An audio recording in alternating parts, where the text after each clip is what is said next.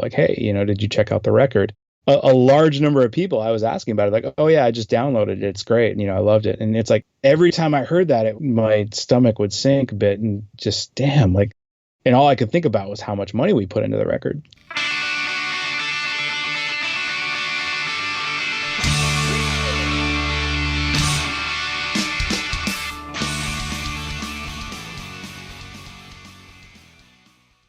Welcome, everyone, to This Was The Scene, the podcast that takes a look back at the late 90s, early 2000 punk scene. I am your host, Mike Doyle. Before we start, feel free to support the podcast if you've been listening for a while or if you just started listening by signing up for my Patreon over at patreon.com/thiswasthescene. It's only $1 a month. You spend way more than $1 a month on things. So if you want to support the arts, go do that. Iodine Recordings was, and now is again, an independent record label based in Boston, Massachusetts. They release punk, hardcore, and indie rock music. It was once the home to bands such as Brand New, Orange Island, Smoker Fire, There Were Wires, and more. Actually, and they're home again to There Were Wires, and they're going to be home again to new releases from Garrison. Interesting enough, you can go back to episode 132, which is just 2 episodes prior to this, and you can listen to the interview with Joseph Grillo about Garrison. As I mentioned, they're back in action, so I got Casey Iodine on the Skype, and this is what we talk about. Putting out Brand New's first record, starting the label, the Massachusetts scene, Orange Island, Napster, starting label back up in a digital space, his thoughts on labels taking a cut of a band's merch, his thoughts on Garrison signing and then breaking up, get ready, Joe, what he did after the label, and a ton more. Check out their website at iodinerecords.com and follow them on Instagram at Iodine Recordings and say hello. If you want to support the podcast, go follow my Instagram. This was the scene, and just tag somebody in one of the episode posts and say, hey, blah, blah, blah name.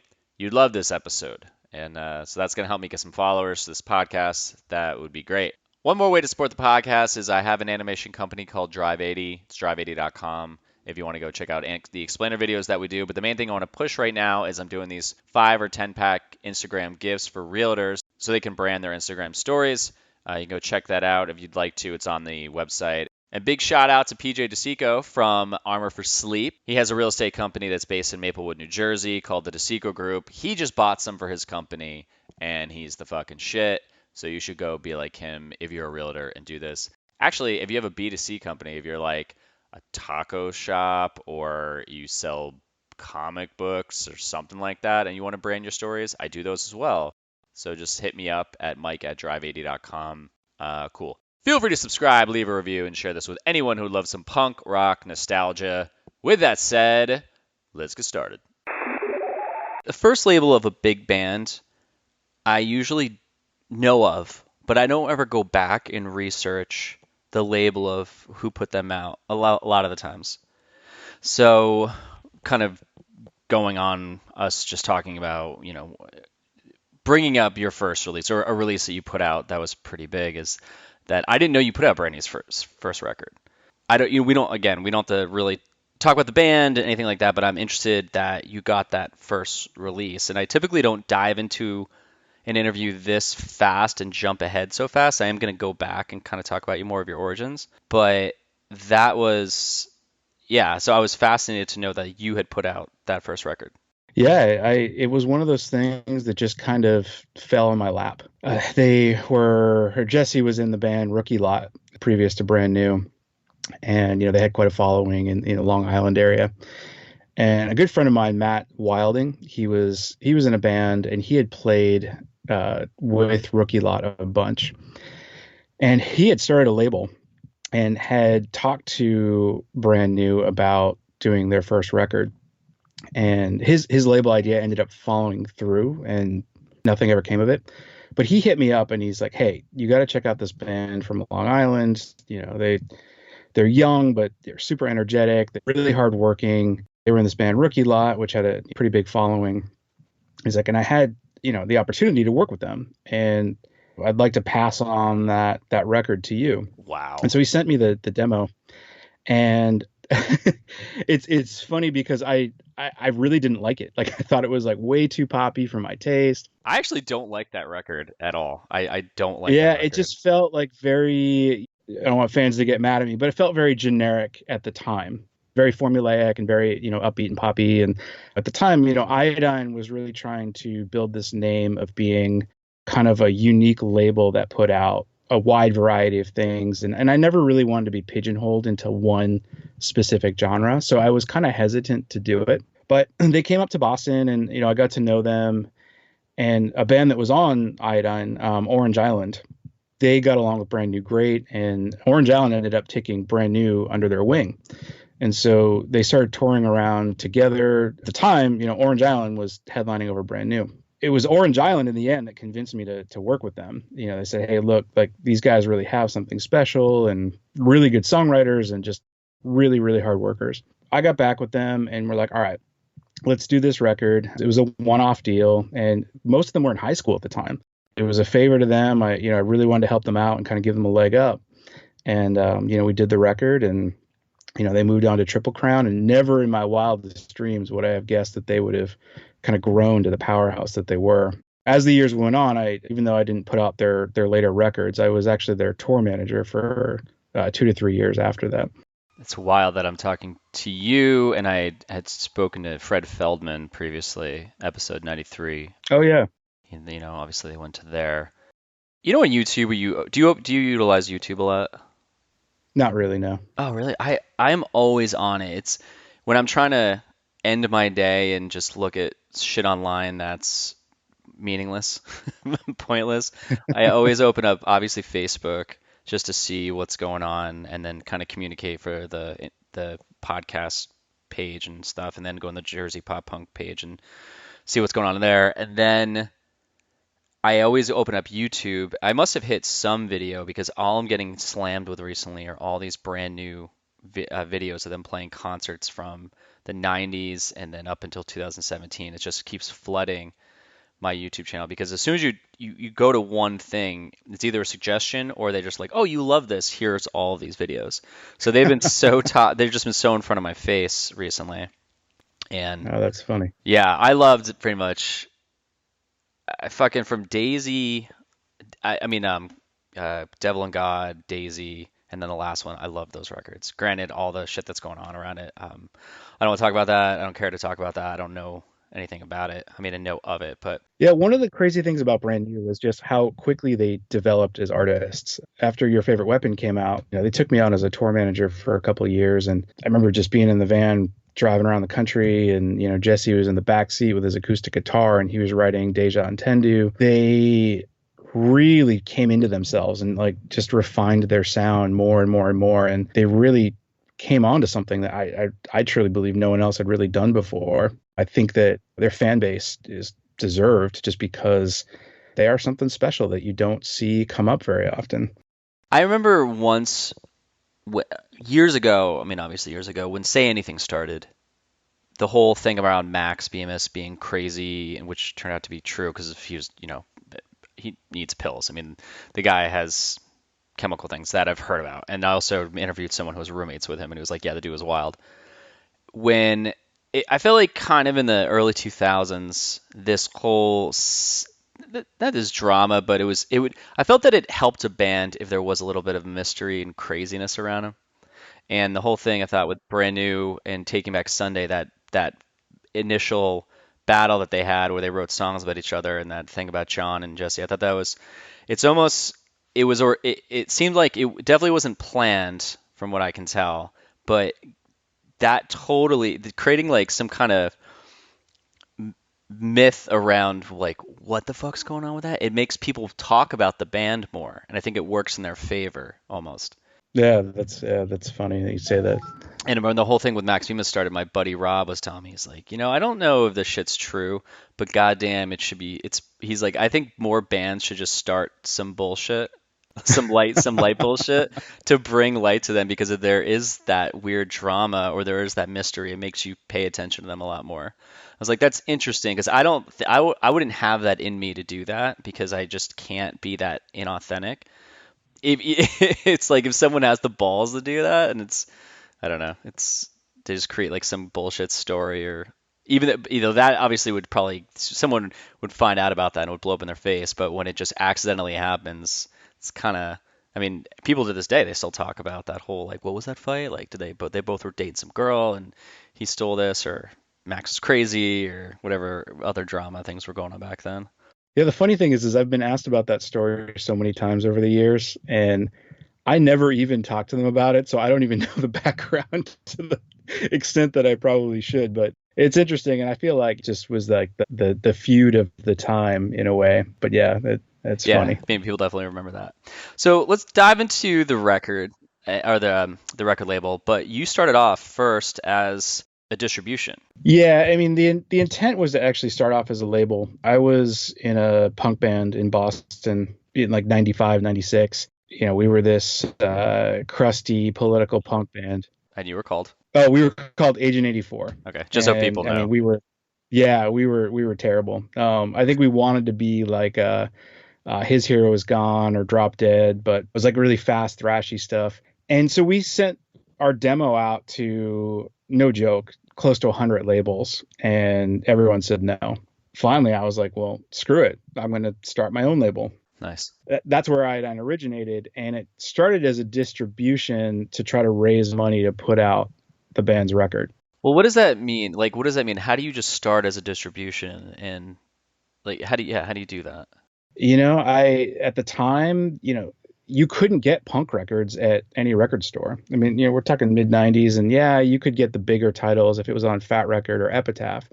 But the smaller underground stuff, you had to wait for bands to come on tour. Bands would show up and, they'd have a distro table and they'd be selling bands that you never heard of before. And it was, for me, I mean, I remember going to shows just to see the merch table, even if I didn't know the bands.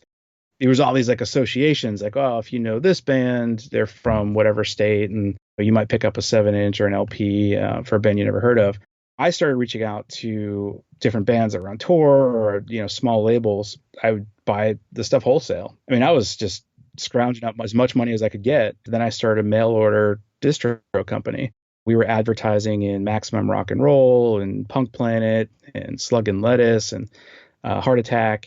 You'd send me $1 in a letter, and I would send a catalog. And Wow. they would send cash back in an envelope, and I would mail them records. Okay, stop here for a second. I'm Yeah. I love the story about how things start, but I also am fascinated by business because I've just been working for myself for so long. So I'm always interested in the technical side of it, which some people might find boring, but I think there's a lot of interesting stuff in this.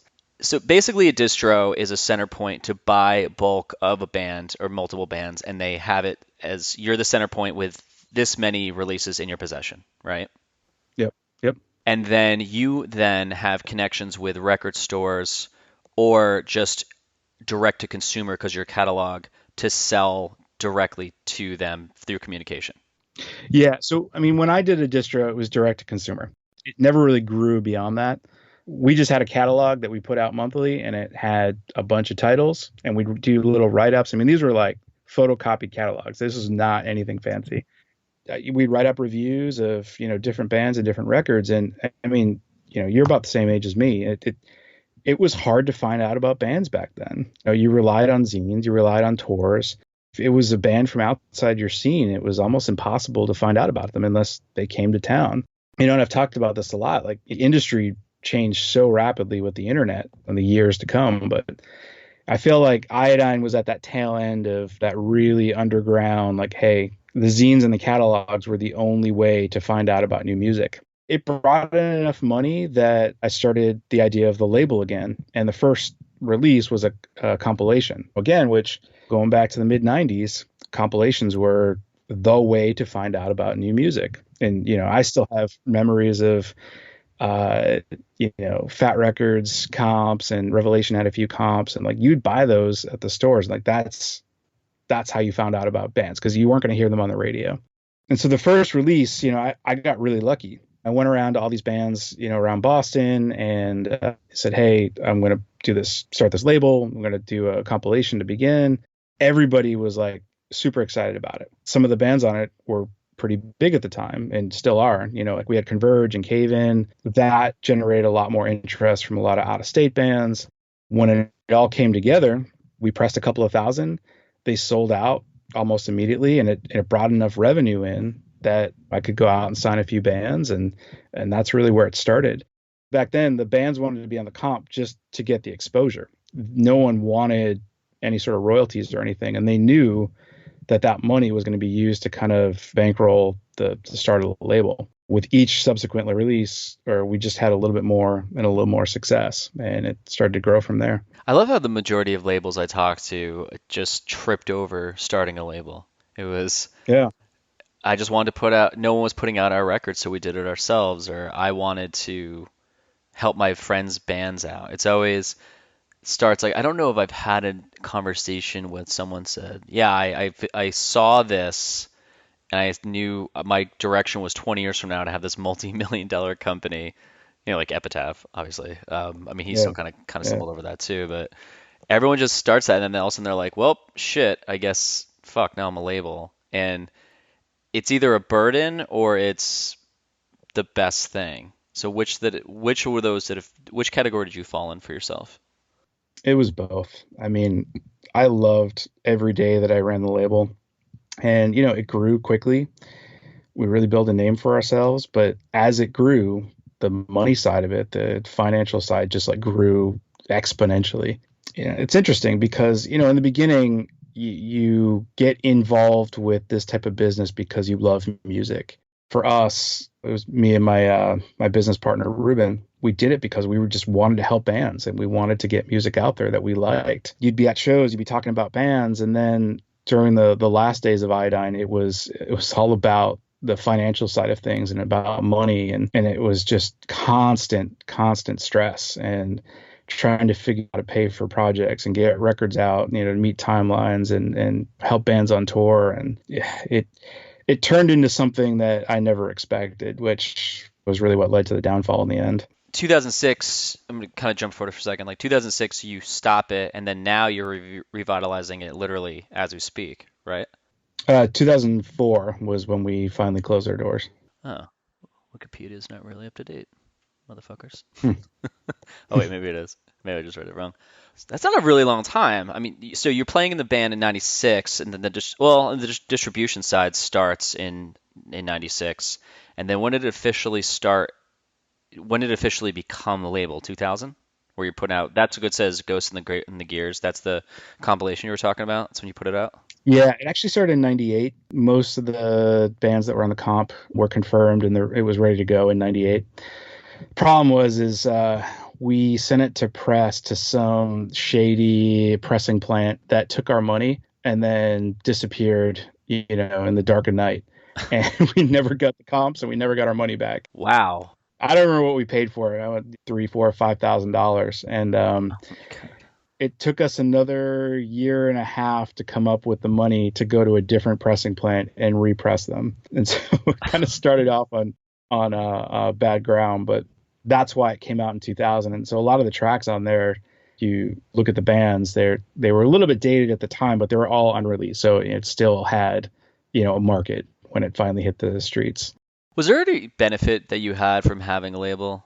Like, meaning you could show up to a venue and you were able to get in for free, or you got free CDs from other bigger bands. Like, was there any perks to it?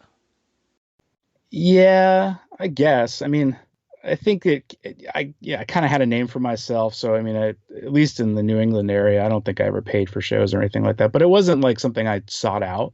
I think that, I was not just running the label. I did a lot of, promotion with shows. I booked a lot of shows. I booked tours. I did tour management. And so I think through a lot of my connections and stuff, it just kind of came along with the business side of things. And knowing a lot of the other labels and working with people in the industry, there was a lot of sharing and trading back and forth. Probably didn't buy a record for better part of like 5 or 6 years while I was kind of at its height.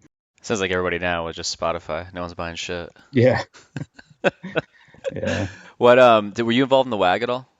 The WAG? Yeah, I don't even know what that is. it's where Joe from Garrison He used to that was also in Worcester. Oh, the space. The space, yeah. Didn't he call? Doesn't the WAG? Isn't that the name of it? I think the WAG was another art space Yeah, that was focused more on there's like art and music and all that. yeah, but it wasn't as much of music. That the space itself was like just about music Oh, okay. Where was the space located? in Worcester. They're both in Worcester. Oh, okay. Did you ever go to the one in Gloucester? It was an art space. It was on the third floor. Not that I recall, but it's possible. My old man brain doesn't work as much as it used to. I just remember that was a space we played at, and there was just three flights of stairs that sucked. Always if you're in a band with heavy equipment. Thank God for combo amps. So you start as a distro, and then at what point did you stop your first band to just focus on the label, or did that continue while you were doing the distro? Agent 84 broke up maybe in 98. And then I focused solely on, getting the label and the distro going in high gear. And I wanted to be another band. I had like no musical talent. I mean, I was a singer of this punk band just because I couldn't play anything, which is actually kind of embarrassing because my dad's this like phenomenal drummer and has been in a ton of bands. And That's a big uh, difference between drumming and singing, man. It's a yeah, giant difference. so starting a label was really my way to be a part of the scene and to contribute something. To get your And dad's love. yeah, exactly. Sorry. No, well, I'll credit him, man. I mean, he exposed me to music when I was a little kid, and uh, he gave me tapes, took me to shows, and I don't think that I would have been as involved as I was if it wasn't for him. But yeah, I mean, the label was just really my way to be involved and to be as close to it as I could. Was Agent 84 your introduction into the scene? Yeah, I mean, aside from going to shows, prior to that, Okay, so you did go to shows prior and then started the band. I always ask this question. yeah, yeah. I mean, I listened to some more common starter bands, like Ramones and Black Flag and the Misfits before I ever went to a show, and had some friends in high school that were into punk, and we went to a few shows in Boston, and it was after that that going to see some of the smaller underground scene bands wanted to start my own band, and kind of went around high school trying to find who could play instruments, and just kind of started from there. So that you said that Agent 84, you said you didn't think you guys were that good? Yeah, I think we for the style of music that we were, and we had a following. We played throughout New England, and we played with a lot of bands that ended up getting pretty big, like the Unseen from Boston. I just think that we were not that type of band that was going to grow into anything, bigger than like a local punk band. I fucking loved the Massachusetts scene. I always thought that all the kids were super supportive and just super friendly, and they would just show up to shows in droves. For me, but we also were a band coming from New Jersey, so I don't know if there's something about a band, quote unquote, touring, which really isn't a tour if you go out away for a weekend. But if a band's coming from out of town, maybe that was the reason we saw that. But I felt that they were really supportive of the local bands. Like, what was your perspective like? Yeah, I think Boston's got one of the best scenes, in the country, and I spent the better part of 4 or 5 years on the road with different bands, and Boston's got this really interesting dynamic where you've got punk bands and hardcore bands and emo bands, and I don't know if it's still like this, but this is how it was in the 90s and the early 2000s, and they would all play shows together. The local kids were just so enthusiastic about any music, and there was so much overlap, and it was just cool to go out to any show at any time. And so you'd see the same kids at the pop punk shows that you would see at the hardcore shows. Obviously, there was some of the scene that was like just kind of dedicated to that scene, but there it was always really enthusiastic and really positive. And I know from a lot of bands that came to Boston that was one of the things that they really liked. This is kind of a stretch, and I never thought about it, but as you're talking about this, I'm kind of putting a couple things together, or one major thing together. I remember in Chicago, a lot of the punk kids would always talk about how they'd go to see the Cubs. They were all huge Cubs fans. And in Boston, I know that majority of people live in Boston are huge like Red Sox fans. And I felt like I noticed that in this when we played shows there that kids were into the Red Sox. Do you think this is obviously a stretch, but in Jersey, like no, we didn't. No one ever talked about sports when we were at shows. Like we were just talking about the bands playing. But do you think in Boston because there's a bit of a unity in I feel in Massachusetts because of sports teams like the Pats, the Sox, the Bruins and shit, and the Celtics. Do you think that kind of like was a bit of a help of kind of a glue? That was a I don't know. I feel like that kind of added more of a unity thing. Maybe. What are your thoughts? Yeah, maybe.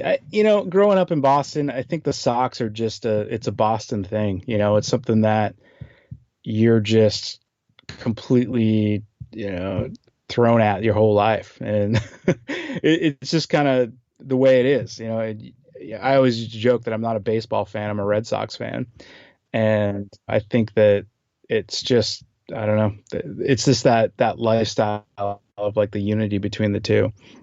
Yeah, maybe there was just something extra. There's some extra connection there when kids are going to shows that even in the beginning you show up and you're like, oh, we like this punk music, but they're also like, oh, and we also like the Sox. Like maybe there was that extra bonus of glue or something. I don't know. It seems again, just me just making shit up, but it just kind of seemed like maybe that was helpful. And I think it all ties into just the general, people have a lot of pride being from Boston, and the Sox are just the emblem of that. So Orange Island is you released that in 2001.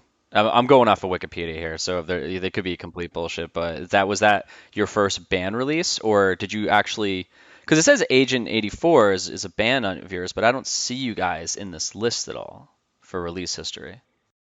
Yeah, we recorded 2 records for Agent 84, but I never released them because the band broke up. So Orange Island was actually the first band that I signed. Came about when, the comp did really well. And you got to keep in mind, like, yeah, I had started a label, but no one knew who I was. I mean, it was brand new. I didn't really have any leverage to try to get, a band that had any sort of following. A really good friend of mine, his roommate Chuck, was the drummer for Orange Island. And so he comes over one day and gives me a demo and says, "Hey, check these guys out." It's a similar story to Brand New. Like the demo wasn't really my taste. And I was like, nah, I'm not really into this. And they invited me to a show and they played me some newer stuff. And I thought it was really cool and I thought it was unique. I just needed someone to start with. And so, I met with the band and I was like, look, I've got a little bit of money. If you guys want to work with me, I'll bust my butt. I'll do everything I can to get you guys exposure. And I just expect the same out of you. It's interesting because that band, I still have a relationship with them, but I always kind of felt like the other member of the band that didn't actually play in the band because everything with the label moving forward was like somewhat tied to them. Even though they moved on, they went to Triple Crown. They did 1 record on Rise. They always felt like the Iodine band, even though we ended up evolving well beyond, that sound. Fred Feldman just stealing all your shit. Well, Fred and I go back. I mean, we know each other from back then, and it all started with Brand New, but he took a few of my bands and he was good at what he did. How many of your bands that went to Triple Crown? Just the two. Like, how well did the Shape of Calling do? Because I mean, you go from them, and then a couple releases later, you got Your Favorite Weapon coming out, and this is only about a year apart from Orange Island's release. So, and then Orange Island goes to Triple Crown, Brand New goes to Triple Crown. Was The Shape of Calling thought of to be as much of a big record as Your Favorite Weapon? Orange Island was one of those bands that I felt like they had so many amazing opportunities, and I don't know if you've listened to them or not before, but they kind of transcended genres in a way. Like they weren't really a pop punk band, they weren't really an emo band, they weren't really a hardcore band. They were a heavier rock band that kind of towed that line of emo music. I think they were ahead of their time. I think that if they had come out now, they would have really kind of taken off. A lot of the bands that they toured with, the reason they took them on tour was because they had a really unique sound. And as artists and musicians, everyone appreciated Orange Island. But it's just funny. Like they just never really ended up in that place that really kind of like gained the audience that say like Brand New was getting. In the early days, Orange Island took Brand New on tour, and then later they all became close friends. And Brand New was taking Orange Island on tour. I think they did 3 or 4 tours together. But Orange Island was a lot louder, a lot more rock. And I just don't think it appealed to like the younger scene at the time. And they were one of those bands that like it's like if something could go wrong, it did go wrong. Like they played the Surf and Skate Fest one year, Yeah. and they were playing the outdoor stage, and I wasn't there, but they told me the story later. This like fluke windstorm came in. Like, I don't know, there was like 10,000 kids out in the audience, and it got really cold, and I guess everyone went inside right before they started playing, Oh man. and so they're outside playing in front of like the 30 kids instead of like the 10,000 that were there. Jesus Christ. Yeah. And it's just like the typical story of them. Like they get these amazing opportunities and then like something just falls flat. They just like walk away with their heads tucked between their tails and or tails tucked between their legs, and oh man, maybe next time it'll work out. But Did you look at them and kind of have an outside perspective and think if they just did this, they would get more attention? um yeah, I think that with them, they were really good in the studio. And if you listen to any of their studio albums, like the one they did on Rise is just absolutely incredible. But I think that as a band, they didn't focus as much on their live show. I've had many conversations with them, like you guys got to sound good live, and that's where you're going to reach new fans. And they would get up there and they put on an amazing stage show, like they're jumping off drum sets and swinging their guitars around. But to me, it always just felt like a wall of noise. And I just think it was hard for that to translate into people hearing how good they were. Does that make sense? I Totally don't. makes sense. I mean, I immediately think of At the Drive-In. When I saw them play, did you ever see them play live back in the late Yeah, oh yeah, 90s? yeah, yeah, I mean, they went, as everyone knows, they went completely off. And if you watch videos now, they're really sloppy. I mean, Omar just sounds like, to me, Omar just sounds like he's a mess, like a lot, because he was just going ballistic. But it worked, and that blew them into the fucking stratosphere. And they still were sloppy. So it's like I don't think I've ever seen a band who's able to go completely crazy that was able to be tight. But if it is a wall of, but I guess like they kind of the hooks and the melody would punch through though with At the yeah. Drive-In. So maybe that just didn't happen with Orange Island. Like do they have a lot of hooks in their songs do they have a lot of hooks in their songs? Yeah, they do. They're a catchy band, and I don't want to sell them short. Like they definitely developed an audience, but they were kind of always on that cusp of like right about getting to that next level where the band's able to kind of be able to live off the music a little bit more and get on the road. And they toured relentlessly for years, and it just never quite hit that point that they could really break. They gave it all the best shot they could, and I think that one of the things for them that was frustrating was they're on tour with all these bands that they're watching, blow up. Oh And yeah.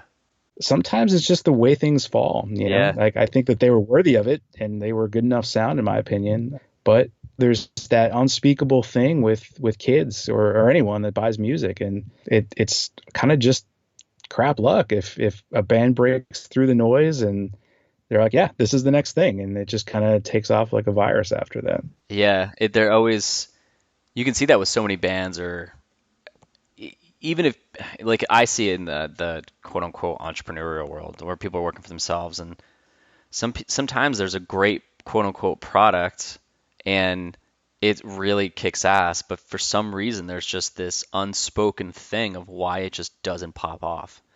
Yeah. And but then a lot of but and I've talked about this before, if they stick with it, sometimes they do something completely different and that blows the fuck up. And they're like, what the fuck? Like the thing that they didn't really expect, or maybe they weren't as, that's when they kind of give up. It's almost like when you see actors win an Oscar.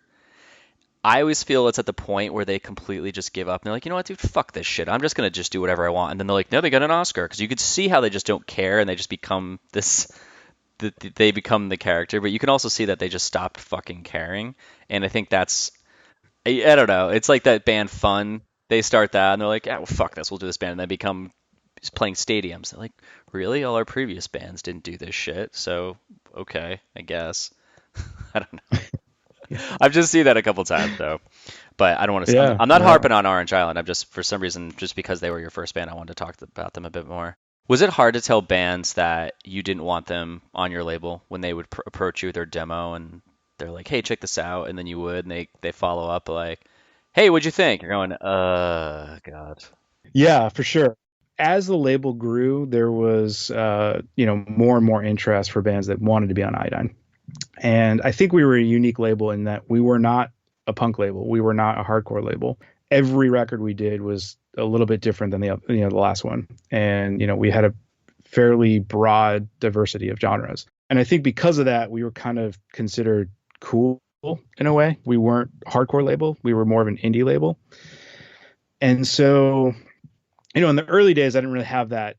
Bands weren't really coming to me. I was going out trying to find, stuff to release. And then later it flipped. And, I have bands approaching me constantly trying to get on the label. And so I would have this criteria. I was like, when we put these records out, I mean, it's not cheap to record a good record and to produce it and develop it and get the right amount of promotion and the right amount of copies pressed and distributed. I mean, minimum is, and then we're talking, early $2,000, $20,000 to $25,000, and that's Fuck. just like for the bare minimum to get a record out. So was that like money that you had in the bank, or is that money you had to get a loan for? Uh, so both. I mean, we were exclusively distributed by Revelation Records, and that's a relationship that I developed pretty early on. One of the main people over there, Vic, was one of my best friends. And after I did the comp, and then the second record that I did was a side project of Kurt Ballou from Converge. We did a 7-inch for them. They were called Blue Green Heart. Vic and I started talking, and she was like, we're looking for young blood, and we need new labels to distribute. And I think they were excited about having kind of a young, cool label under their umbrella. And so when I signed onto them, they offered me what's called a P&D deal, it means press and distribute. And so they actually paid for the manufacturing side of, our expenses Okay. in exchange for them taking a larger percentage of our distribution. So like I still am distributed through Revelation, and I don't have the contract in front of me, but it's like 20%, we'll say, for argument, with the P&D side, they would take like 25 or 30%. So I would get like a smaller cut of the pie. But it allowed me, at least in the early days, to be able to cut my expenses in half so that I'm only covering, the production side of things. Now, I had to make that money back, and so I still had to promote it and sell it so that we could meet all of our expenses, because Rev's not going to take a loss on that money. I have to get at least make enough money back so that they recoup their expenses. Right. Going back to the band side, I'd have a criteria. I'm like, look, we have to keep the label going. And at this point, this was how I was making a living. I was doing the label full time. I need to be able to make my money back before I even consider whether or not we're going to make profit. Hey, how many months did you tour last year? Where's your fan base? Are you just a local band? Are you out on the road? How many records did you sell if you had a self-released record? And I would kind of check all these boxes, and I'd really look for bands that had a really strong work ethic. Some of the bands that came to me, I think that some were even offended when I come back to them and say, sorry, I don't think you're working hard enough. Wow. Yeah, well, it's reality, right? I mean, and that was the hardest part. These bands, even the bands that I signed, one of the things that I would like constantly ride them on is like, all right, when are you guys going back on tour? Because if you guys, I can't sell records if you're not out there hustling and trying to get people to generate interest for the band. That's the hardest thing, is trying to maintain that balance of, okay, we're going to invest in the record, but there has to be a certain level of exposure in order for you to even sell anything. Was there a band on a label that just kicked a lot of ass at just going out and fucking making it happen? Every band I worked with worked their butts off. I mean, that's the one thing I'll say, is I got lucky that I think because I set a pretty high bar for who I was willing to work with, I would choose a band to work with that had a better work ethic more than a band that I think sound better in the studio, or maybe even had a better sound overall, that didn't work as hard. Yeah, I mean, all of them worked as hard as I would have expected them to, if not harder. So I'm going down the list here, and you got your first release as a comp, and then about 1, 2, 3, 4, 5, 6, 7 releases later in 2002, you put out the 2002 label sampler. So you do another sampler. Now, the first one it was basically bands you were friends with, right? Like Cave In and Converge. Yeah. Yep. And then, but the second one you did was that was strictly just bands that were on your label, or did you mix it and add friends bands to that? That one was a mix as well. I don't have the track list in front of me, but we did two more compilations after the first one, and the second two were free. The first one was a Warped Tour comp. I did a short string of Warped Tour shows, and I don't even remember how many we pressed, 10, 20,000 copies of it. And it came free when you go and checked your ticket at the door, at least until they were gone. And so I think that first one, it had a bunch of bands from Equal Vision, Revelation, and then it had like Every Time I Die. And Oh wow, so, yeah, Coheed and Cambria was on that one too. dude. Yeah, again, it was like at that time when these bands were new, and they were just looking to get more exposure. It's funny looking back because I feel pretty fortunate that I got to work with some of these bands that just kind of blew up, later in their careers. Did you see it when you met these bands? Did you kind of have this intuition that, oh, I can totally see that you guys are going to explode? Yes and no. I mean, I think that I always came at it with kind of a business perspective, and I think I had a good sense for music that had a sound that I felt was unique enough that it was going to kind of gain some ground. I've been wrong. I turned down Coheed and Cambria. They asked me to do a record in 2001 or 2002, and I was like, nah, not really my thing. I don't think this is really something that's gonna. I don't think this comic book shit's going to do anything. Yeah. I mean, I didn't think they were bad. It wasn't my taste, and it was just funny looking back on that. Okay, well, I guess I missed the boat on that one. So Who else was I talking to? I think it was Negative Progression. I was talking to Seth. I could swear he said that he had a chance to work with them as well. Were you friend? Did you say in a message like was he another label that you were friends with? yeah, Seth was a good friend of mine. That was a We yeah. we talked fairly frequently. His one of the guys in his band, Litmonger, Yeah.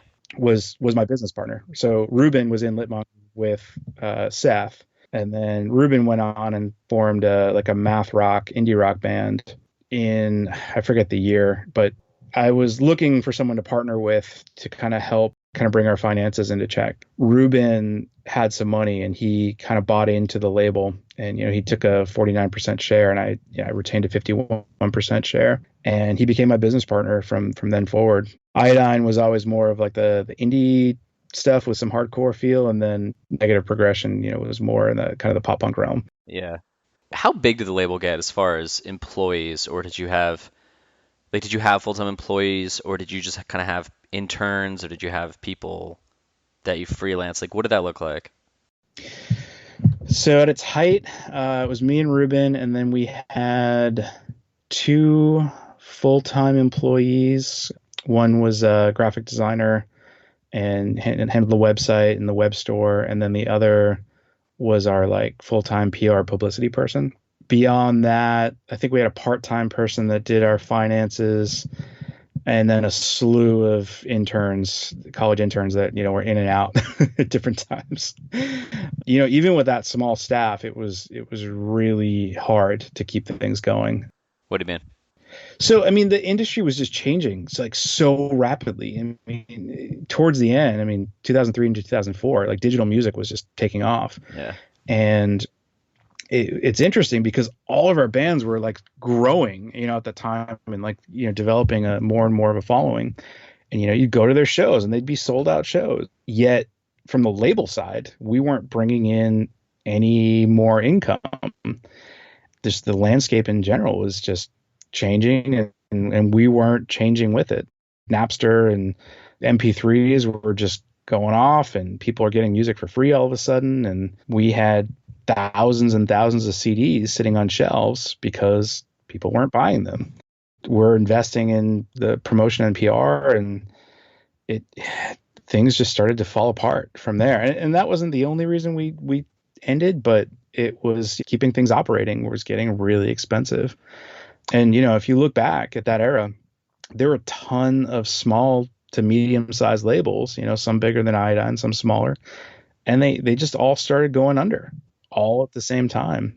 The majors, they had the assets and the resources to break through and, develop a new business model. But for a label like Iodine, we were always, month to month, just trying to make ends meet and try to make it work. And, when we saw the industry changing like that, we didn't see a way to break through it. And, we had to close the doors.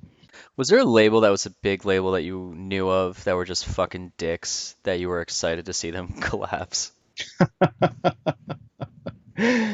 Not off the top of my head, but I'm sure there was one or two.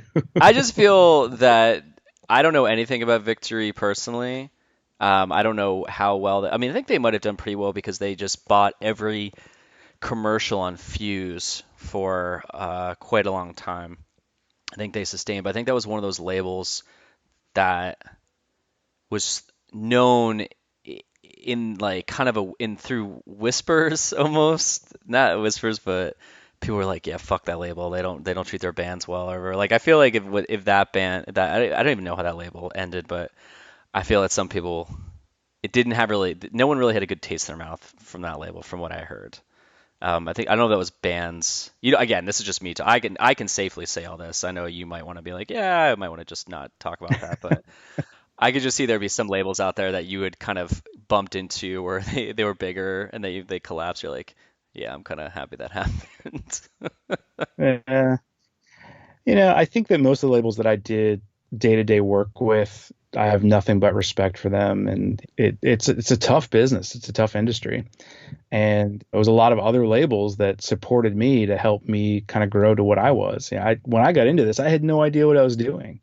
And so, I had to reach out to like Steve from Equal Vision or Rama Mayo from Big Wheel Recreation, guys like that. I mean, they were essentially running my competitors, right? I mean, they were going after some of the same bands I was going after, but we all kind of shared this camaraderie of like, hey, it's a tough business, and like they helped me out and they kind of gave me the tools I needed to be successful, at least for the time that I was. One thing that popped into my mind, I think I was trying to say this earlier when I saw the comps, is anytime I think of a comp from back then that was in a record store that was big, like Hot Topic, let's say. Um, I talked to Lewis from Hopeless, and he got really creative and smart with the wrappers that he put around comps because he put the aluminum foil around it to make sure it popped off the stands. And I was like, oh man, I totally remember that. That made me want to buy it because it stood out in the crowd. So I thought some labels out there did some really interesting shit. Was there a label that you followed and kind of saw the things that they did and you tried to mimic that because you saw how it was working successfully for them? Yeah. Bridge 9, who's run by Chris in Boston, Chris Wren, he was doing something, and I kind of copied him in a way. He was doing these like cardboard toppers on the label on the CDs, and so it was like you're flipping through a CD bin, and usually you're just looking at the clear plastic on the top. And so I don't know if he came up with this or he stole it from someone else, but he started doing it where like a third of a sheet of paper or cardboard, and he would print in color the band name and the album title along the spine, the top spine. And then if you flipped it over, you could put a description of the band and just a bunch of extra information that you wouldn't necessarily put on the actual album layout. I liked that because it helped it pop out at the record store. I mean, 99% of running a music business is trying to break through the noise. You walk into a store, you go online or whatever, and it's just endless amounts of music and bands and records. And how do you break through that and actually stand out? And I felt like that was a really unique way, at least in a record store. As you're flipping through the bin, it catches your eye because Yeah. everything else just kind of looks the same. Anybody else? But other than that, yeah, I mean, the only other thing I can think of is like I was trying to model myself after a label like Sub Pop, to a lesser extent Jade Tree, where I feel that they put a lot of emphasis on the design and the packaging itself. And I still believe this way. Like the reissue I just did, we probably spent more time focused on the art and the design than we did the actual music side of it. Because to me, it's like when you get a record, the visual part is as important as what you hear, and you see a record before you listen to it. And so, like, by really putting the attention into the design, you really set a feeling for the record. And, you generate interest, and like as you're listening to it, the art complements what you're hearing. I think that a record that has amazing design, but the music is mediocre, in a weird way sounds better than like a record that's amazing, but they threw together some crappy artwork, and it just, I don't know. Like I've always been big into the art, and I feel like it really kind of goes hand in hand with like the full experience of a record. So we always put a ton of time and effort and hired really good graphic designers to make sure that everything we did like stood out and looked really clean and attractive. I'm just staring at my vinyl collection right now that I have built over the last 2.5, 3 years. And though it's the one thing that stands out to me is exactly what you said, is like I'm looking at the artwork on some of these, and like I'm looking at Run the Jewels, their latest album. I got that, and the whole everything about it is awesome. The design, it's like this hot pink, so it stands out in this, I wouldn't say sea of records in the 50 I have, but there's a lot to that. And when I get a record, and I bought older ones from bigger bands that I had as a CD, it kind of annoys me when I pull the vinyl out and it's just black and there's no care. But then Bob Nana just put out a solo record, which is incredible. And the record, it's clear and it has glitter in it because the cover of the record is him with glitter, like confetti. I'm sorry. And it's in the record. It just adds this cool fucking effect to listening to it and like taking it out and playing it and then watching it. But I feel like now thinking back to CDs you can't. It always came with that jewel case, so there's kind of a disconnect between like feeling plastic and then feeling card like paper like a vinyl. Like so visually you can get away with some cool stuff with CD, but then also you have to deal with the whole jewel case part, which physically it kind of takes away a little bit. Did you ever feel that? Yeah, totally. And I always liked vinyl, and I wish that in the early 2000s that's all I did, but people weren't buying vinyl back then. It was not really worth doing. We did a few vinyl records, and it's interesting. The brand new record was on vinyl, and we sat on thousands of those for years because nobody bought vinyl. Yeah, I was on tour with brand new, and we'd be at shows, and kids would come up to the merch table and ask if it was a wall calendar. And you start explaining to them like, no, this is a vinyl record, go on a record player. And they're like, oh, I don't get it. Walk away. Is this new Um, technology? yeah, it just wasn't selling at the time. And so CDs and CD EPs were really what was in. I agree with you. Like, I think the vinyl, especially when you're talking about that visual effect that you can get, well, there's real estate. There's a lot more blank canvas to work with on the size of a vinyl record.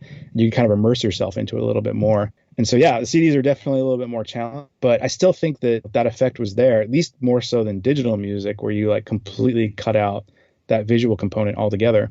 I think we did our best. We did a lot of digipacks for our releases, and I felt like that always translated better from a visual perspective than like a jewel case. I don't get there's nothing. Even when I buy a record now, vinyl, and it comes with, oh, here, you can download the songs. I'm like, why would I want to do that? I have the Yeah. fucking record here. I want to hear the whole thing beginning to end. I don't want to skip around. I get that it's kind of oh, you maybe have to do that as a record label, but I like throw those away. I'm like, I don't fucking, I can go on Spotify and listen to this shit. Like, what, there's no added value here.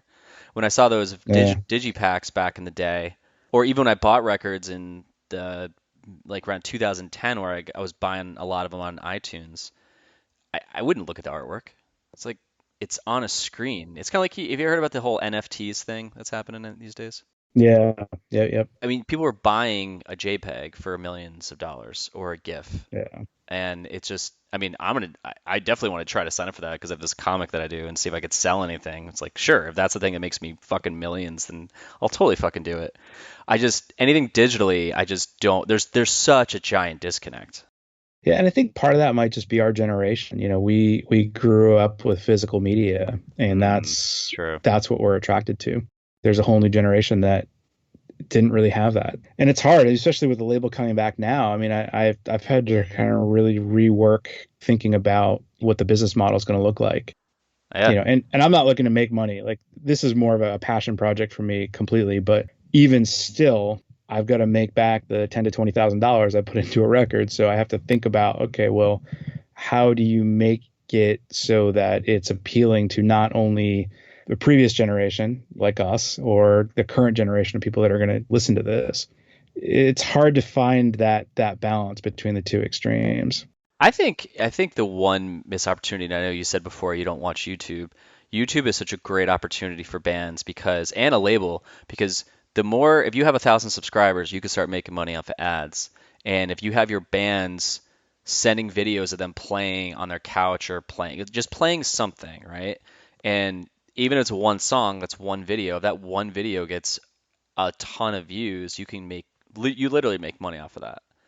So there's an Oh opportunity yeah. there. And also you can make the videos unlisted. So if they have your email list, they could sign up and you're like, hey, if you're on the email list, we're going to do this release, but we have our release Fridays or something where we give you a link to go see a video that's hidden or something like that. So I think there's Oh, cool. ways to play with it like that, or even Instagram. There's always something. Even though granted, someone could take the link and give it to someone else and post it, and if it's unlisted, they could still see it. But there's those added value things that I think you might be able to work with to make some, to get those revenue streams. Yeah, and we started a YouTube channel, and we've been putting up content, and it's a new way of thinking. But again, for me, it's all about how do I get people to hear this music that I think is important or worth listening to. Hopefully, people people take interest. Format I can get it out to them. Yeah. This is a question. This really goes way back to what we were talking about before, but I still want. I was like I had to ask this when we were talking about how everything started becoming download. Everything became digital and was getting downloaded. Do you remember? Obviously, you remember when Lars Ulrich went on. Metallica sued Napster. Like they went after them, right?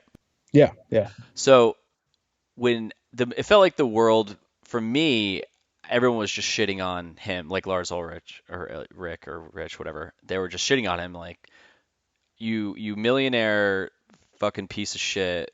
You're trying to make all this. You already make all this money. You can't just give it any of it away. But if you really looked at it, it was his point was they're fucking stealing from us. This is my only source of income. What were your thoughts when that happened? Because you're living through it because people using Napster were taking your money. yeah. I mean, it was a challenging thing to think about because I was torn, and I was excited that people had access to the music and wanted to hear the bands that we were producing. And it's hard for me to even say that it was wrong, but yeah, I mean, especially for a small label, our profits were marginal at best. And so if 10, 20, 30, 100 people less, you sold less, or bought fewer CDs or whatever, that put a hole in the label's ability to continue operating. The last couple of records I put out, I remember the last record I put out was the There Wires record, which we just reissued. And that was the most expensive record we did. We hired for our status, a fairly high end producer to work it. Matt Squire, who did like The Used and Under Oath and some of these bigger bands at the time. We put them in a big studio, and we just really went all out because we thought it was such a great record. I remember when it hit the streets, I was out talking to people like, hey, did you check out the record? A large number of people I was asking about it, like, oh yeah, I just downloaded it. It's great. And, I loved it. And it's like every time I heard that, my stomach would sink a bit and just damn, like, and all I could think about was how much money we put into the record. Like, well, that's another record that we're not going to sell. And again, like from the band's perspective, it was probably great because they're going to shows and like more people are hearing them because music was more accessible. But from the label side, we weren't really taking in any more income. In retrospect, yeah, I mean, it's I don't know. I think at the time I probably thought it, but not to the extent that I do now, which is, that music is not cheap to make. And as it stands, I mean, you talk to a lot of bands and a lot of musicians. Then and now, it is almost impossible to make a living off of music. Even the big bands aren't able to live off of it. Almost everyone has some side of work outside of the music side of things. At the time, before anyone was figuring out how to monetize the digital side of things, it left a lot of people kind of scrambling to try to figure out how to make it work. I'm always so, I wouldn't say fascinated, but I'm always aware when I see a new band. There's a band I love now called Movements, and they are so fucking good. And these kids are, I don't even know how old these guys are. They might be like the early 20s or something. And there's a video of them playing a Chain Reaction in Anaheim, and the place is packed, and they're going nuts. And I'm just watching these guys they're just going after it. And then you see this past year where they're not allowed to tour. But I'm just thinking, what the fuck is the mentality of these bands where they're on record one or two and they're starting to blow up? But like, how the fuck are they even making money? And you kind of root for them, but you know that it's going to just end, and they're going to have to just be again trying to be in their mid 20s or early 30s. Go, well, now I got to figure out a career. That's completely opposite of this. Yeah. I mean, like I said, I don't know any band that personally that was able to live exclusively off the music. And nowadays, I don't even know how musicians are able to kind of break through the insane amount of new stuff that's coming out on a daily basis. Not only that, like anybody can self-release something on Spotify now or Bandcamp, or labels used to kind of be the clearinghouse, right? So you couldn't get people to hear your music outside of a small local, underground way without getting to a label. You'd get to a label. The label would kind of pick and choose who they thought was worth putting the time and effort into to distribute the music. And then it was really the labels that kind of dictated, okay, well, with all the music that's out there, we've kind of curated this collection that's worth you checking out. And now labels don't really have much of a role in that anymore. I mean, they do to an extent, but any band now can self-release if they choose to, or go the one of million different avenues, to get your music distributed. And that's created a lot of noise that's just really hard for anyone to kind of sift through. That's a good point. What are your thoughts on labels taking a cut of the band's merch when they're on the road? So this was something that kind of came out of what we were talking about with how the industry was changing. I think that it's a difficult topic to go over, but when you really kind of break down the mechanics of how the industry works, it makes sense. And I'm not opposed to it because labels still put out physical media, right? I mean, you kind of have to. And you have vinyl collectors and, you have people that are going to go out and buy the physical record if it comes out. But there's really only a limited market for that. The vast majority of people who listen to music don't have record players. A big band, a band like the Get Up Kids, if they sell 2,000 to 3,000 copies of a vinyl record, that's good for physical sales. You go back to the early 2000s, I mean, you'd be looking at 10, 20,000 copies was like good sales. And if you look at kind of the vinyl enthusiast scene, it's a lot of the same people that are buying those records. And then digital, you're getting 0.003 cents per stream, on iTunes or Spotify. When the industry changed and you started getting into this digital media side of things, the revenue stream for a label really tanked. And at the same time, you're looking at cost increases with what it costs to actually produce a record, where you used to be able to get in and out of a studio for under $5,000.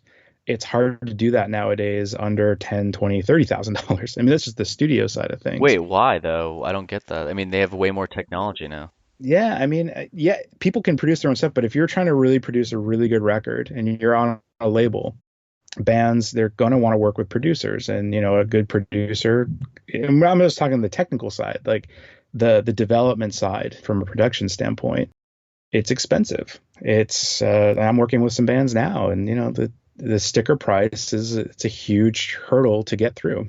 Back in the old days, like labels kind of operated like a bank. A band would get Mm. signed to a label, Yep. and the label was expected to pay for everything. Depending on what label you were, like a label like Iodine, we had what's called a net profit sharing agreement, meaning after expenses were made back by the label, everything got split 50-50. Other labels worked more on like a royalty system where the band would get 7-10 cents a record, and then there was like cash advances built into that and all this other stuff that's really too complicated to get into on the radio. But when the industry started going the other direction, labels were not making nearly as much money as they were previously. And when I say make money, I mean, part of that is like just not only meeting their expenses, but able to keep the business afloat, and keep going and be able to fund future projects. Again, even big labels, like profit is marginal. It's really hard to grow with that kind of that type of scale. So merchandise was kind of that last thing that you can't create a digital t-shirt. So like Yeah. bands would go on tour, and like that was really their only way of bringing in income. And that helps. You have to look at it from like a return on the investment from the label. The label is going to put forth, especially if we're talking about a bigger label, they might put up $50,000 for a record. 2,000 copies of a vinyl release is not going to bring back that money. The 0.003 cents per stream isn't going to bring in that money. They have to find other ways to kind of return on their investment. So that's really where the percentage of the merchandise sales comes in. Otherwise, what's the incentive for the label to even make that investment? I just think it's built on such a broken system. It just back in the Yeah. 60s, 70s, earlier than that, I mean, that's when labels and I think bands obviously were able to make money and become millionaires and live off of that.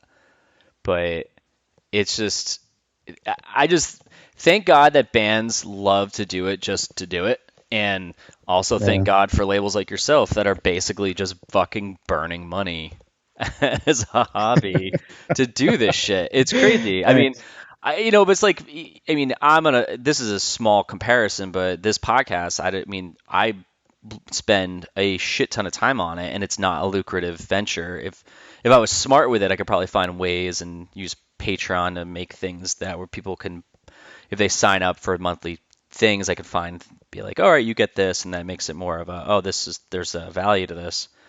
But people in the creative space, we just, for some reason, it's built into us to be like, yeah, I mean, fuck it. This is a hobby that I'll just burn money on in time, but I love doing it.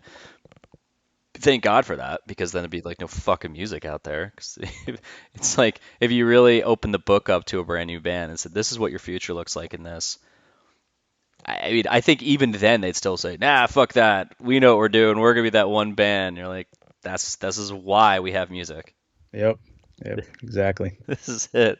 So what was like the downfall, which I'm sure you've said in many, many interviews, but like what was the final nail in the coffin back in the day, and then why did you open the door up recently? Piggybacking off what I was talking about earlier, the industry was changing. We had less and less income as the months went on. We closed our office in Boston. We had this beautiful office space, probably was more expensive than we should have invested in. I brought the label back to my apartment. We let all of our staff go. And then it was just me and Ruben working out of the bedroom of my apartment, trying to keep the label going. Expenses just started snowballing. That last year, we did 8 records. We already talked about what it cost to get a record out, and we had all of our money invested in product. It really just wasn't selling fast enough. So we're just sitting there like waiting for more money to come in to be able to pay the bands and to like pay for some PR to keep things moving. And I mean, at that point, I think both of us had like taken second jobs to just be able to make ends meet for our personal lives. It just got so stressful, and it was like this downward spiral financially. One day I was just like, I can't do this anymore. I mean, I'm talking to bands left and right, like trying to keep the enthusiasm up. And like some of the bands were really taken aback because when we closed, none of them expected it because we were trying to paint this picture that everything was fine. And the other side of it was I while I was business minded in a lot of ways, I made a lot of mistakes along the way that I regret. And I wish that I had operated it more like a business with the financial side in mind. I could not say no to bands or bands that I worked with. And so they would come to me and they go, okay, we're going on tour and we need merch. And so I'd write a check for a couple $1,000s to get their t-shirts printed. And they go out on the road, and you were in a band, you know how it is. Like you're buying gas, you're buying food, you're getting hotel rooms, and you eat through what like little bit of money you get paid at shows really quickly. But they'd come back from tour, and even if it was a successful tour, 9 times out of 10, they weren't able to pay me back for the money I advanced them for the t-shirts. And Yep. one Orange Island was on tour once, and their van died halfway through the tour. And I'd sent them a few grand to buy a new van. Damn.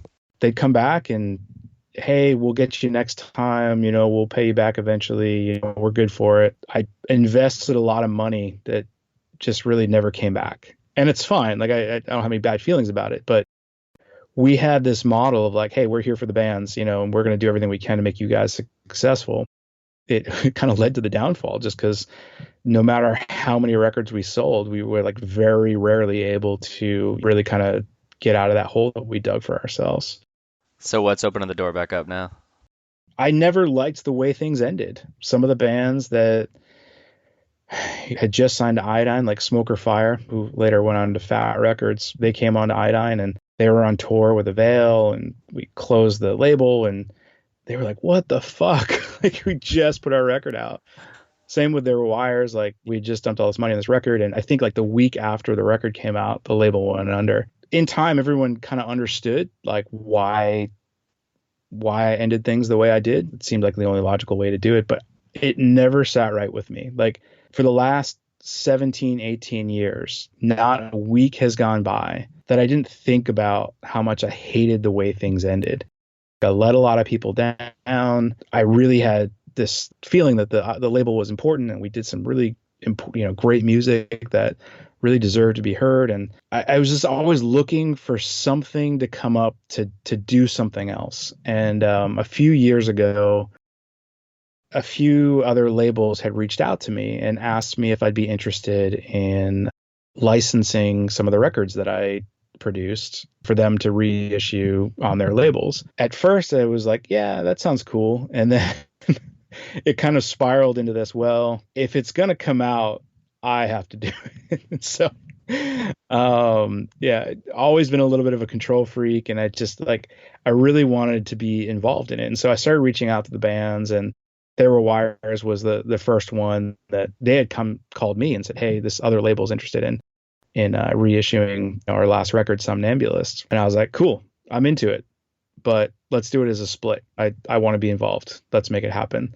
The idea just kind of went from there, and I started reaching out to essentially every other band that I had worked with and said, hey, do you want to do something, get the record out on vinyl or work on new projects together? And everyone was like super excited and super supportive. And that just, again, it just started to grow. And then other bands that were not on Iodine started reaching out, and I don't know where it's going to go. I mean, right now it's like just kind of taking off, and I want it to be fun. I don't want to overthink it. It's not going to be my full-time job. It's going to be whatever I can do in the free time that I have. And as long as it's fun, I'll keep doing it. And then if it's not fun, I'm done. Well, what do you want people to expect from the label then? If they're a fan of the label and the bands, what kind of experience are you hoping that they get out of getting back into Iodine again? I think it's the same expectation that I had in the beginning, which is that we will consistently put out good quality music. Whenever you buy an Iodine release, I want people to pick it up and know that it's an Iodine record. You feel it. And I've actually had people already tell me when they got the reissue that we just did, how impressed they were with the packaging and just everything put together. Like, it was clear that we spent the time and put in the effort to not just throw something together and put it out there. I mean, we put 2 years into this thing to really refine it and like make it something special. I'd rather put out fewer records and have them be awesome than like put out 30, 40 records a year that we're just throwing together. I hope that that's what happens. I hope people get our stuff and that we start to just kind of develop this brand of, yeah, it's not a particular genre, but if you buy something from the label, you know that it's going to be good, that we put the effort into it. What's your criteria now for a band that you're going to sign? So I can't say who yet, but we are in the process of signing a band.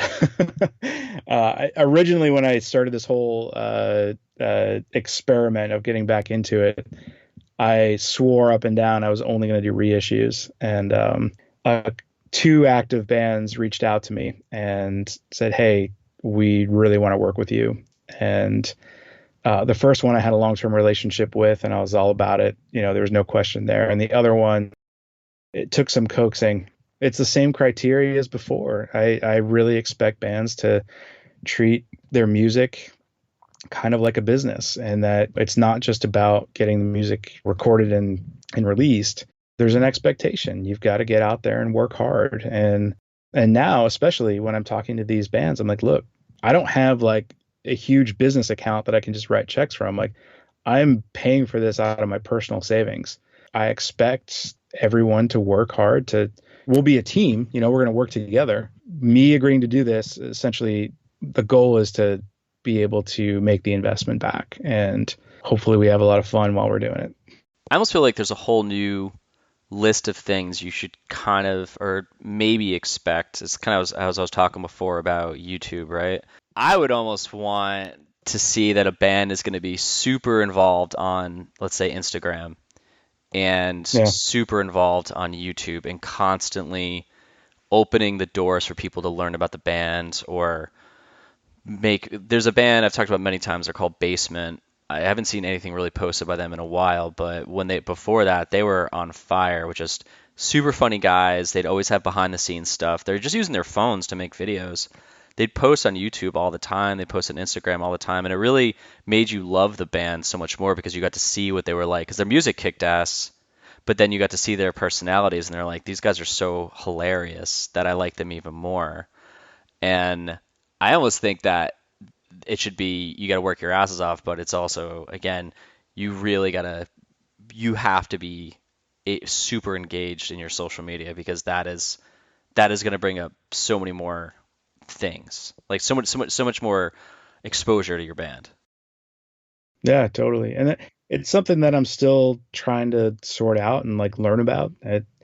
I've kind of been off the grid for quite quite a number of years, and like talking to people like yourself. I mean, I get a lot of feedback from different people of like what works and what doesn't. Again, I like to call this an experiment because I'm still trying to figure out what the best way to make this work is. Yeah, I mean, if you ever any, I don't, I live in this space, so if you ever any questions, man, just fucking message me. But I said this in one episode. I did and I'm not sitting here selling anything. This is obviously all free advice, but I did this the workshop a couple years ago for bands, and I just showed them 18 ways to market yourselves for free with your phone. And it was just, hey man, here's all of the things in front of you of how to get yourself out there that no one's doing, or people are doing. But if you did this, it would. And if you did that and you're a good band, like if a band's crap and they do this, the music has to obviously be good and the band has to be interesting. But if you do that, all social media is just opening up a door to have people see who you are. But so I could also, yeah, I can email you that PDF if you're interested. Do you want to check it out? Yeah. But yeah, Yeah. it was just fun because I just took my marketing knowledge for the last over a decade and just said, like, bands, you guys should do this. And they were like, holy shit. So I'm always down to talk about that stuff. Yeah, totally. So real quick before I get into the end, when Garrison signed back to you, or signed on in 2003, I was talking to Joe about this. Like basically they signed with you guys and then broke up immediately, right? Yeah. So So I want to get your side of the story. Like again, like Joe's great, and he's yeah. if people listening, you should go listen to that episode because Joe is fantastic, and it's a really great conversation. But so he had his take on that one, and episode's coming out two after that. So I'd love to just be like, what's your side of that? Yeah. Yeah. I mean, Joe and I go back to the very early days of Iodine. I met Joe at one of Garrison's first shows. He gave me a demo track of Garrison to be on Iodine's first release, the Ghost in the Gears comp. That's kind of where our relationship started. Him being from Boston and Garrison being closely tied to a lot of the bands that were on Iodine, I kind of saw the rise and fall of Garrison over the years. I always thought that Garrison was one of the better bands to come out of that era. While I think that Revelation Records gave them a ton of great opportunities, probably wasn't at the end of the day the best label for them. Had they gone to a Victory or a Jade Tree or one of the more emo kind of oriented labels, I think that they would have really taken off. But when they were kind of sandwiched in there with your Youth of Today and Gorilla Biscuits and stuff like that, I just don't think they really kind of got the attention that they could have gotten. As they kind of moved on, Joe and I started talking in the later days of what his aspirations for the band were, and they were kind of trying to go the route of all right, we want to do a major label push at some point. And so their last record, The Model, he and I were like, well, let's do an EP that's really focused on making you guys have that radio sound, poppy, catchy. They went from 2 singers down to 1 singer. We put a lot of time into making The Model like a really refined record. It did good. I mean, I think it was the best record they did.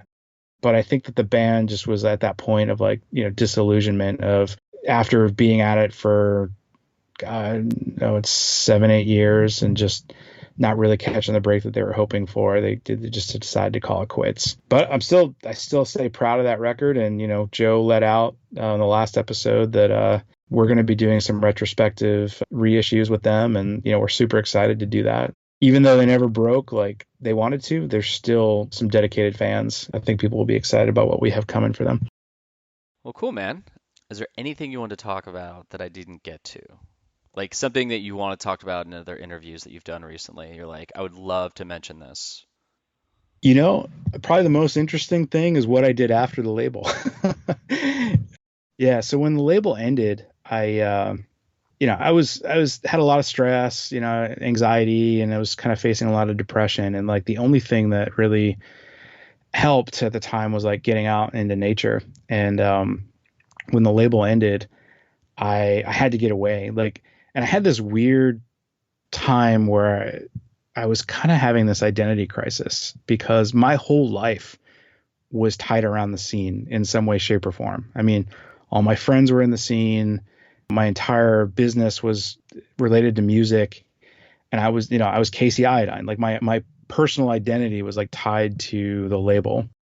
And when the label ended, I was like, well, who am I? What am I doing with my life now? At the time, I didn't go to college. I didn't really have anything else to fall back on. I literally packed a backpack and took off and hiked the Appalachian Trail and hiked 2,200 miles from Georgia to Maine, over the course of 6.5 months. Jesus. Yeah. And it was like a way for me to clear my head and just kind of try to figure out where I'm going next. And then when I finished that, I went to Nepal and I lived in a Buddhist monastery in the Himalaya near Everest Base Camp for a year. What? And yeah, I know. It's crazy. Real quick, is it easy to start doing that stuff, or is it more difficult than one thinks? To get ready to hike the trail and then to go live in a monastery? I mean, I think it's difficult if you have attachments and things tying you down. When the label ended, I got rid of everything. I mean, I had nothing left to my name. I wasn't homeless, but I just had this cleansing period of well, I'm not doing this anymore. So I got rid of all my record collection. I got pared down all my belongings to the bare essentials, and I had to raise a little bit of money to do it. And I just took off and did it. And then when I got back from the trail, I got a job. I was living a very simplistic life. I saved up what I could, and then I moved to Nepal and stayed there for a little over a year. I think that the financial side was easy. God, in Nepal, I mean, you could live like a king on $20 a day, $10 a day, even. Jesus. Yeah, and when you're on the Appalachian Trail, I mean, the only thing that costs money is when you have to buy food. Everything that you sleep in a tent. Everything you need is on your back.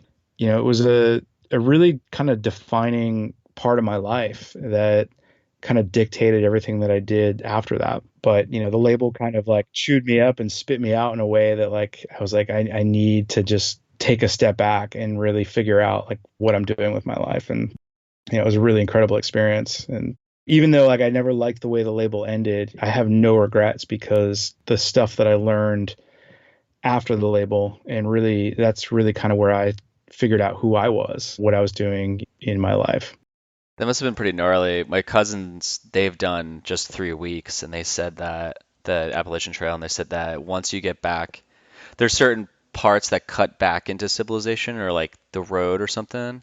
And they said it was amazing just how loud everything was.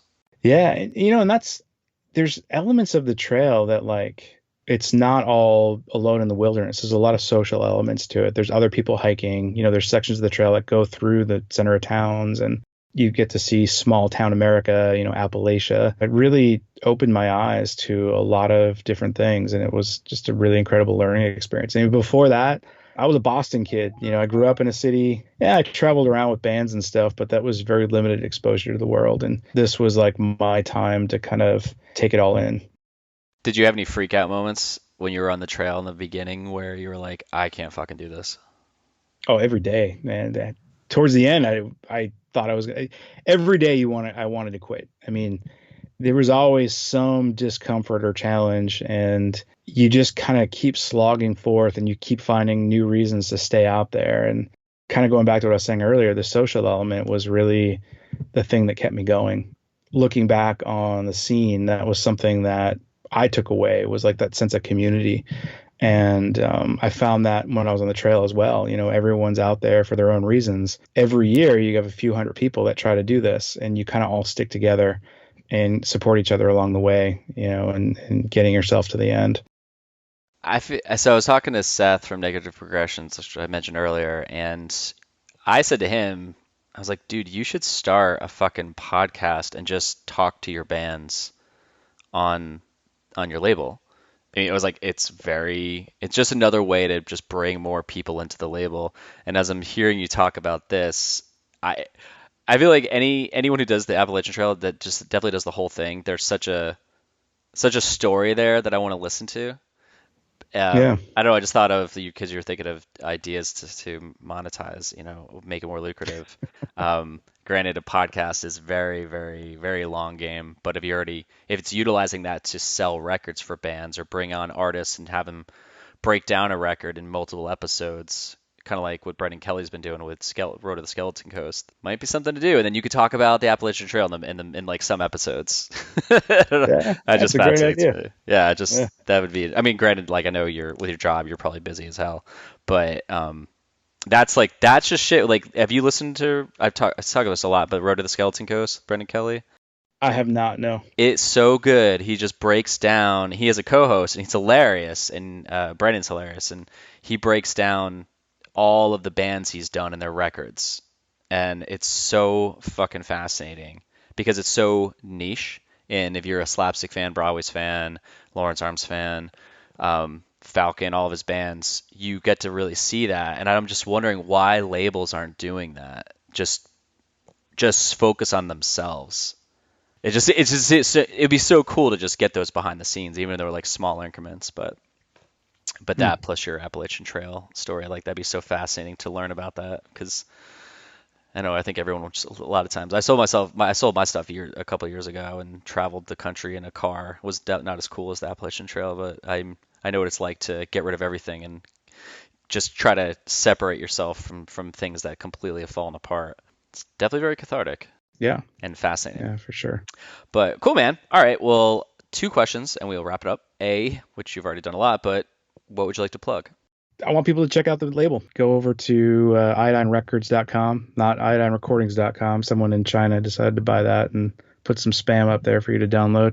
And then the Instagram page, Iodine Recordings. Just about anything we're going to have is going to be on one of those 2 mediums. I like to hype things up, so I don't like to announce records that I'm going to do before before they drop. And so I highly recommend anyone that's interested in the stuff we have coming to get on the email list, because I open up a 24-hour pre-order before the albums actually go up for actual pre-order. The last record we did, it sold out of pre-order in like under 2 hours, like 15 minutes. Like most of them were sold. Wow. So Jeez. yeah, get on the email list, because the next couple of records we have coming up, they're going to go fast. Cool. Yeah, I actually signed up on your email list earlier. So Cool. I'll know about that. I'm always fascinated by how people do their email marketing, because that's a big one. If you do really good email marketing, you get people to buy shit so much, especially if you create urgency. And for me, it's just about like I want to give our fans the opportunity to get stuff, and I want to kind of create a community around the label. To me, that's where the email stuff comes in, because if you are dedicated enough to actually take the time to go and sign up, I'm going to give you the opportunity to get the records before the masses get the opportunity. Yeah. Cool, man. All right, last question. What scene ethics do you hold on to this day? I think it goes back to what I was saying earlier, just that sense of community. When you first get into punk rock, usually it's because you feel isolated and alone, throughout like your general population. At least for me, when I came to punk rock, like I was different. I was weird. I liked loud music. And when I came to the scene, I had this like whole new support system and sense of community that I didn't have at my high school. All the best friends I've made over the years have been through music. I kind of hold people to this day, when I meet new friends and stuff, I kind of hold them to that same standard that I did back when I was in the music world. I have nothing but fond memories, and that's one reason that I'm back now doing what I'm doing.